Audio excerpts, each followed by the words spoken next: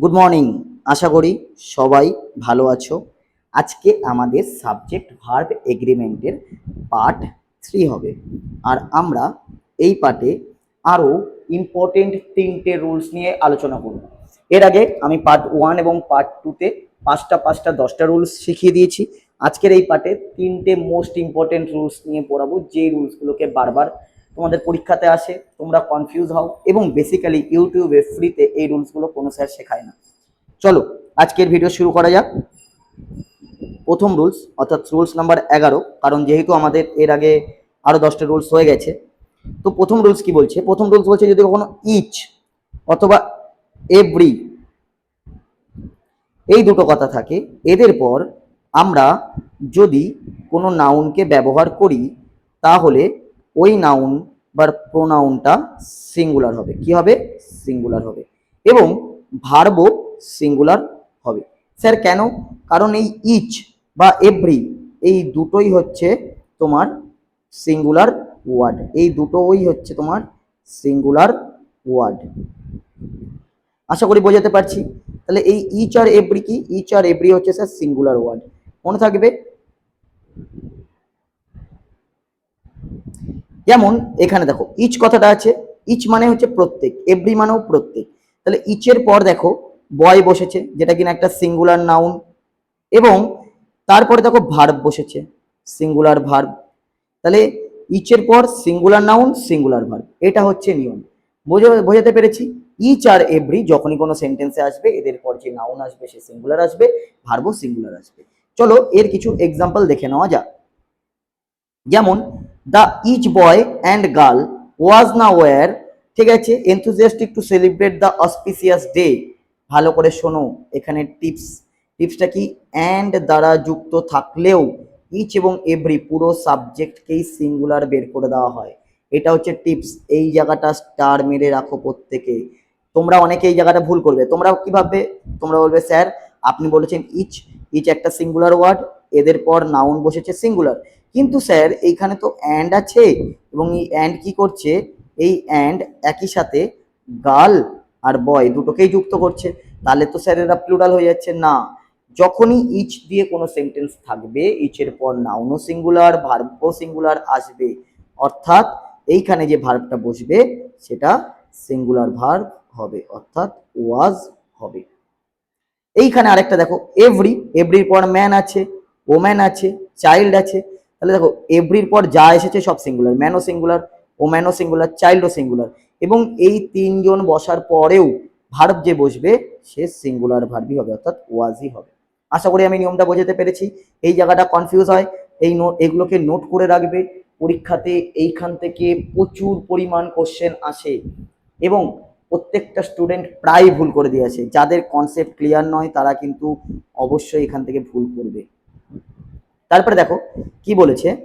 বলেছে যদি কখনো each of, any of, much of, either of, neither of, none of, one of, এইগুলোর পরে যদি কাউন্টেবল নাউন বসে, কাউন্টেবল মানে কি? যেই নাউনগুলোকে আমরা গুনতে পারি তাদেরকে বলা হয়ে থাকে কাউন্টেবল নাউন।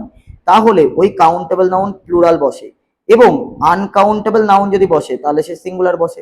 কি সবসময় মনে রাখবে যে আনকাউন্টেবল ভার্ব সিঙ্গুলার হয়, অর্থাৎ আনকাউন্টেবল নাউনও সিঙ্গুলার হয়, এদের জন্য ভার্বও সিঙ্গুলার হয়। আর কাউন্টেবল নাউন, এবার ভালো করে শোনো, ভার্ব তাহলে সবসময় কি হবে? সিঙ্গুলার হবে। ভালো করে বোঝো কথাটা কি বললাম। Each of, any of, much of, either of, neither of, none of, one of, এইগুলোর পর কাউন্টেবল নাউন হলে প্লুরাল বসবে, আনকাউন্টেবল নাউন হলে সিঙ্গুলার বসবে। কিন্তু সিঙ্গুলার বা প্লুরাল যাই বসুক, উভয় ক্ষেত্রেই ভার্ব হবে সিঙ্গুলার। স্যার কেন ভার্ব হবে সিঙ্গুলার? এর পিছনের লজিকটা কি? আপনি আমাদেরকে লজিকটা একটু ভালো করে বুঝিয়ে বলুন, আমি তোমাকে লজিকটা ভালো করে বোঝাচ্ছি। শোনো, ইচ একটা সিঙ্গুলার ওয়ার্ড, এনি একটা singular word, much singular, either singular, neither singular, none singular, one singular. যেমন একটু আগে আমরা শিখলাম ইচ, এভরি, এগুলো সিঙ্গুলার। ওকে, কিন্তু এই এদের পর যখনই অফ আসে, অফ বেসিক্যালি কোনো চয়েসের জন্য আসে, চয়েস।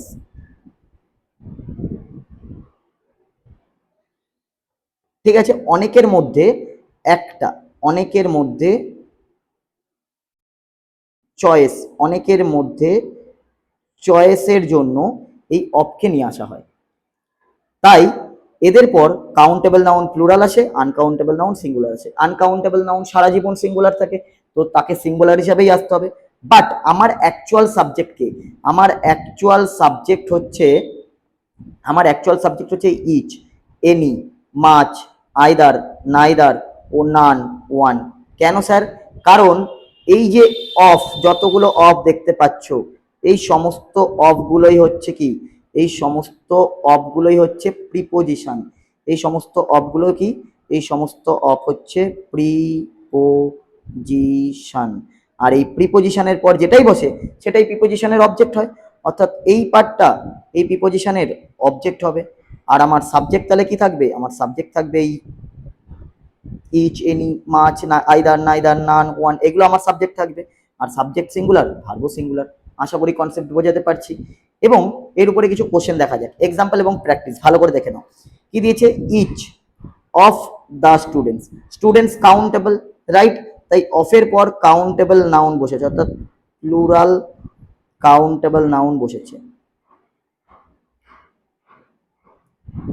কিন্তু ভার্ব যে বসবে সে না সিঙ্গুলার বসবে, অর্থাৎ ওয়াজ হবে। কেন স্যার ওয়াজ হবে? কারণ আমার সাবজেক্ট, আমার অ্যাকচুয়াল সাবজেক্ট হচ্ছে ইচ, ইচ হচ্ছে আমার সাবজেক্ট। আর এই যে পার্টটা, এই পার্টটা পুরোটাই হচ্ছে আমার অবজেক্টের পার্ট। আশা করি বোঝাতে পারলাম। এখানে দেখো আরেকটা কোশ্চেন দেওয়া আছে, ইচ অফ দ্য পার্টিসিপেন্ট। তুমি কি বলবে? অফ আছে, অফের পর কি বসেছে? পার্টিসিপেন্ট বসেছে, রাইট? তাহলে এইটা হচ্ছে এই অফের প্রিপোজিশন। কি? Preposition, right? আমার সাবজেক্ট কে? আমার সাবজেক্ট হচ্ছে ইচ, ইচ হচ্ছে আমার সাবজেক্ট।